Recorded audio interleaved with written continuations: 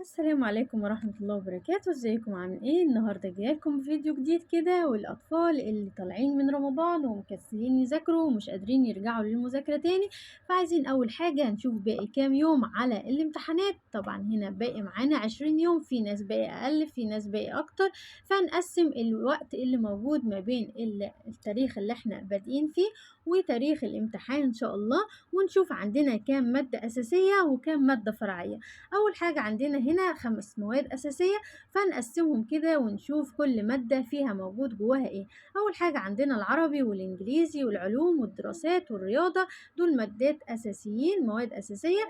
العربي طبعا فيه قراءة ونصوص ونحو وقصة، فهنشوف كده القراءة طبعا هنعملها قراءة سريعة، والنصوص طبعا هنشوف ان احنا حافظين، وهنشوف النصوص لو احنا مش حافظينها المفروض ان احنا نكون حافظينها، لان احنا كان بيبقى فيه مهام شهرية، المهام دي بنراجع كل واحدة واحدة ونمتحن عليها طبعا، فكأننا احنا كده هنراجع مراجعة سريعة على القراءة والنصوص، ولو فيها كلمات ومعاني لازم نحفظها، وطبعا القواعد النحوية، وعندنا قصة، فهنقسمهم مثلا على يومين، يوم القراءة مع القصة ويوم النصوص والنحو، أو ممكن تعملي قراءة ونصوص مع بعض ونحو وقصة مع بعض وتسهلي على نفسك كده. أخدنا يومين للعربي، وهناخد طبعا يومين للإنجليزي عشان عندنا كلمات لازم نراجع عليها وقواعد، وهنشوف البراجرافات وناخد فكرة كده عن أنواع مختلفة للبراجرافات.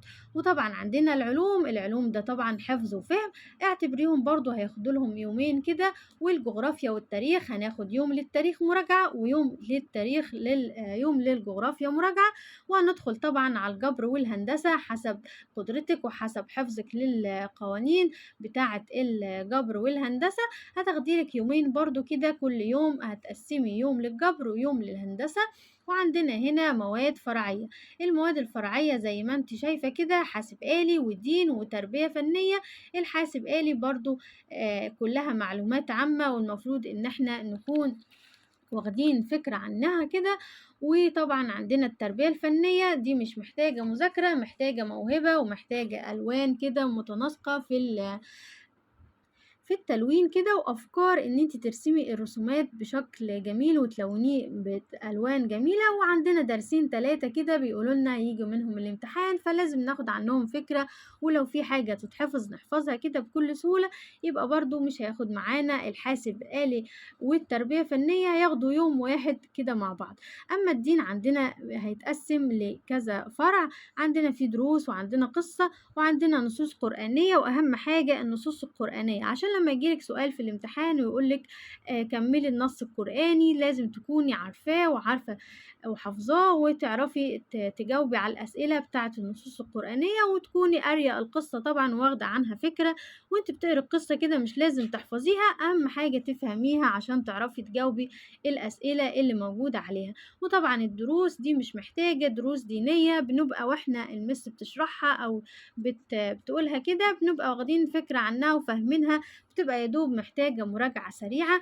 وكده يبقى احنا خلصنا ولمينا المناهج في يدوب، كل ادي عندنا يومين وادي عندنا يومين، يعني كده هنلمهم في 10 أيام، ونسيب آخر يومين قبل الامتحانات هنراجع فيهم المادتين الأساسيين اللي هم هنبدأ بيهم الامتحان طبعا. وكل مادة كده ليها طبعا يوم قبلها بيبقى واخدين فترة كده ان احنا نراجع فيها الامتحان ونذاكر فيها الامتحان، بس اهم حاجة نلحق نفسنا ونعمل جدول كده، كل واحد يعمل الجدول اللي يريحه ويمشي عليه كده. ويلا كده لو عجبك جدول النهاردة وفكرة النهاردة، ويلا كده تشجعي وطلعي الكتب من الشنطة وحطيهم قدامك كده، واكتبي على كل كتاب حطي عليه ورقة ده يوم كذا تاريخ كذا هنذاكر كذا، ولازم تخلصي المادة في اليوم اللي انت محدداه لنفسك، عشان ما ندخلش الأيام تدخل على بعضها ويبقى لسه ما خلصناش المادة بتاعت أول يوم وندخل في تاني يوم للمادة التانية. لأ، عايزين نخلص الجدول اللي احنا هنعمله لنفسنا هنمشي عليه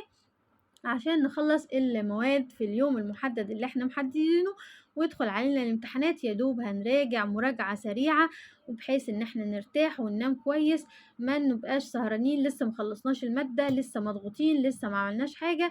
وبالتوفيق للجميع إن شاء الله، وربنا ينجح كل بناتنا وكل أولادنا وكل الطالبات والطلبة إن شاء الله. ويلا كده أسيبكم إن شاء الله، يلا كل واحدة تطلع الجدول بتاعها وتعمله بإذن الله، وإن شاء الله كده بالنجاح. ويلا مع ألف سلامة، وما تنسوش تعملوا لي اشتراك ولايك، وكل سنة وانتم طيبين.